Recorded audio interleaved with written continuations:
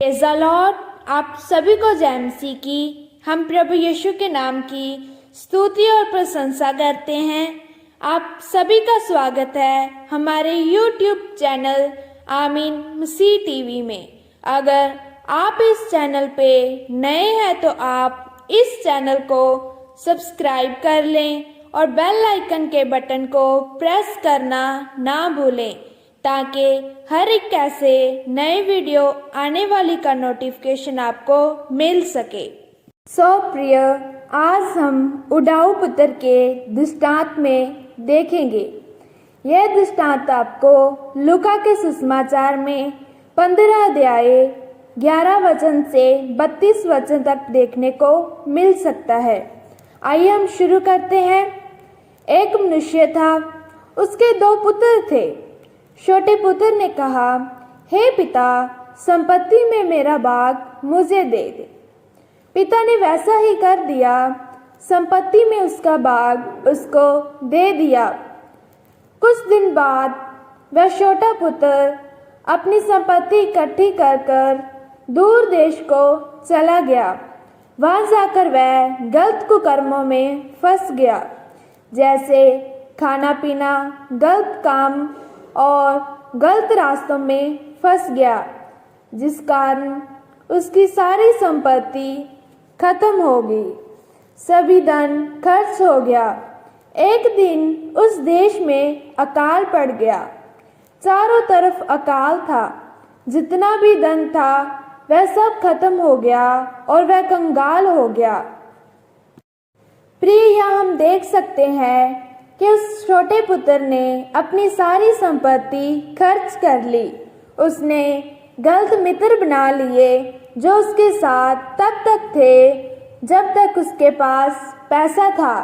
आज भी ऐसा हो रहा है, जिनके पास पैसा है उनके बहुत से मित्र हैं और जिनके पास पैसा नहीं है उनका कोई मित्र नहीं है। ऐसा ही इस उडाऊ पुत्र के साथ हुआ। जब तक इसके पास बहुत सा पैसा था तब तक इसके बहुत से मित्र थे। जब इसके पास पैसा खत्म हो गया और यह कंगाल हो गया तो इसका कोई भी मित्र इसके साथ ना रहा। दोस्तों, क्या आपके साथ भी तो ऐसा तो नहीं हुआ? जब तक आपके पास बहुत सा पैसा था तब आपके बहुत से मित्र थे। अब आपके पास पैसा नहीं है तो वो मित्र ना तो आपके घर आते हैं और ना ही आपका हाल चाल पूछते हैं। प्रियो, जब तक पैसा है तब तक लोग पूछेंगे तू कैसा है। बाइबल कहती है, जब सब धन खर्च हो गया तो वह छोटा पुत्र दर दर की ठोकरें खाने लगा और अंत में उसी देश में एक व्यक्ति ने उसे सूअर चराने का काम दे दिया और उसने कहा उसे वही भोजन करना पड़ेगा जो सूअर खाते हैं। कुछ दिन तक उस उडाऊ पुत्र की दुर्दशा ऐसे ही रही और फिर उसे याद आया कि मेरे पिता के घर तो नौकर भी इससे अच्छा भोजन करते हैं। प्रियो, जब तक अकाल नहीं आया, उसे सूअरों के साथ भोजन नहीं करना पड़ा, तब तक उसे अपने पिता की याद नहीं आई।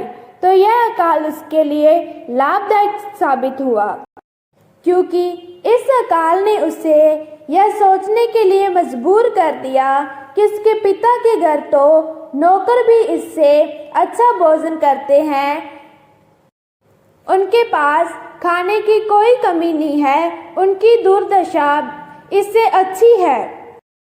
वैसे ही प्रियो, जब तक हमारे पास सब कुछ अच्छा है तो हम उस चीज की, वस्तु की कीमत नहीं पाते और जब तक हम पे कोई मुश्किल संकट नहीं आता तो हम उस खुदा को याद नहीं करते।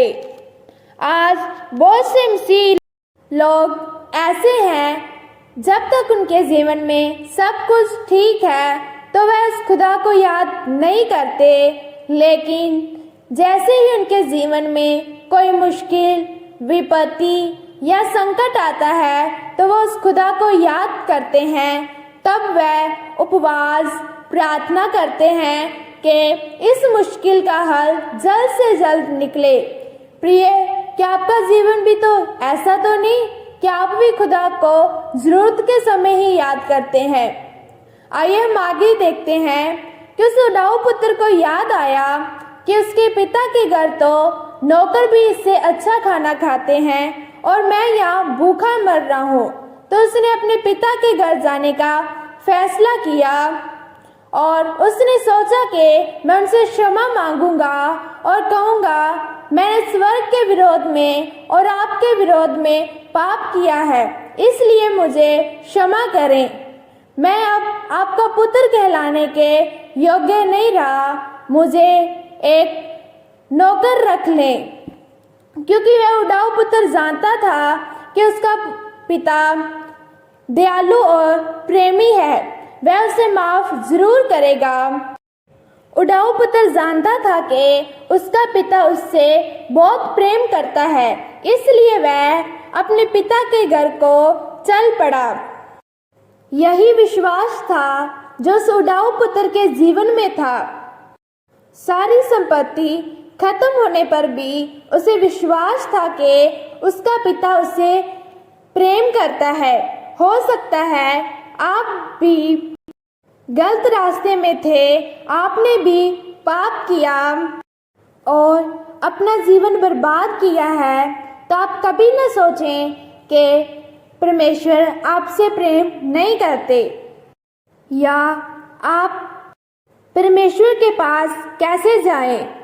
याद रखिए प्रिय, परमेश्वर सबसे ज़्यादा प्रेम आपसे करते हैं, क्योंकि उसने अपना इकलौता पुत्र हमारे लिए बलिदान कर दिया।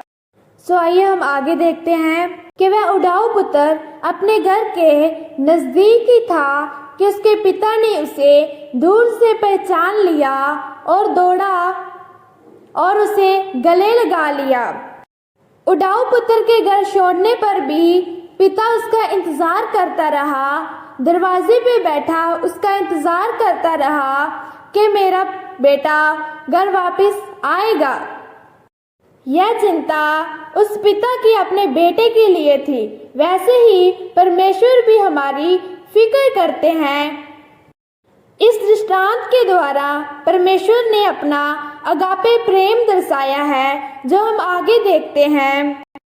उस उडाऊ पुत्र के घर लौटने पर पिता ने नौकरों से कहा, अच्छे से अच्छा वस्त्र लाओ और हाथ में अंगूठी और इसे जूते पहनाओ और पला हुआ पशु मारकर उसे पकवाओ और हम आनंद करेंगे। और पिता कहता है, मेरा यह पुत्र मर गया था, अब जी गया है। मेरा यह पुत्र खो गया था, अब मिल गया है, तो हम आनंद करेंगे। वैसे ही प्रिय, जब कोई पापी अपना मन फिराता है तो परमेश्वर और स्वर्गदूत मिलकर आनंद करते हैं। परमेश्वर की यह इच्छा नहीं है कि कोई भी नाश हो, बल्कि वह तो सबको मन फिराने का अवसर देना चाहते हैं, भटके हुओं का इंतज़ार करते हैं कि वह वापस आएंगे और वह उनके साथ अनंत काल तक आनंद करेगा, क्योंकि परमेश्वर हमसे बहुत प्रेम करते हैं। सो आइए हम आगे देखते हैं। जब बड़ा भाई घर वापस आया तो वह अपने छोटे भाई के घर आने पर खुश ना हुआ, बल्कि अपने पिता पे गुस्सा करने लगा, क्योंकि जब वह खेत से घर आता है तो वह घर में से गाने बजाने और नाचने का शब्द सुनता है और वह अपने दास को बुलाकर पूछता है और दास बताता है कि तेरा छोटा भाई घर वापस आ गया है और तेरे पिता ने पला हुआ पशु मरवाकर पकवाया है। दास की यह बात सुनकर बड़ा भाई क्रोध से भर गया और वह घर के अंदर ना गया परंतु जब पिता अपने बड़े बेटे को बाहर खड़ा देखता है तो वह उसे मनाने लगता है।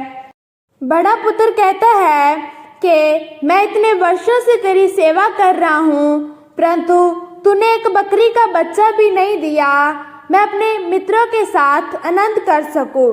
परंतु जब तेरा यह बेटा वेश्या में अपनी सारी संपत्ति खर्च कर आया है तो उसके लिए तूने पला हुआ पशु कटवाया है। बड़े पुत्र की यह बात सुनकर पिता कहता है, तू सदा मेरे साथ है, सब कुछ तेरा है, आ आनंद कर।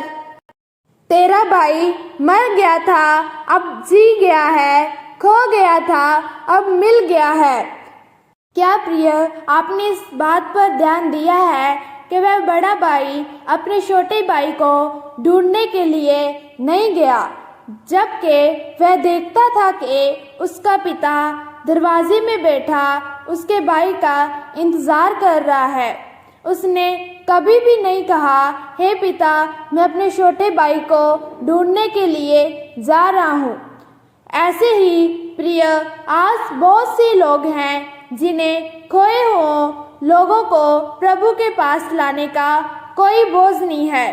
प्रिय, यह कहानी हमें शिक्षा देती है कि हमारा मन उस पिता के समान होना चाहिए जो अपने पुत्र का वापिस आने का इंतजार कर रहा था। बाइबल कहती है, हमारे में मसीह का मन है। यदि मसीह का मन हम में है तो खोए हुए लोगों के प्रति प्रेम हमारे मन में होना चाहिए।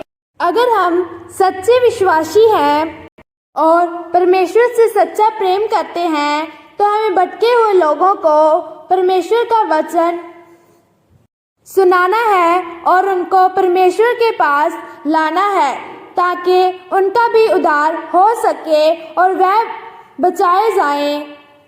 और अंत में मैं कहना चाहूँगी कि आप सबसे प्रेम करें क्योंकि परमेश्वर ने भी सबसे प्रेम किया है। आमीन। तो जिन लोगों ने भी इस वचन को सुना है वो इस वचन को लाइक, कमेंट और शेयर कर दें ताकि यह वचन अधिक से अधिक लोगों तक पहुंच सके। और आमीन मसीह टीवी यूट्यूब चैनल को सब्सक्राइब कर दें। आमीन। God bless you.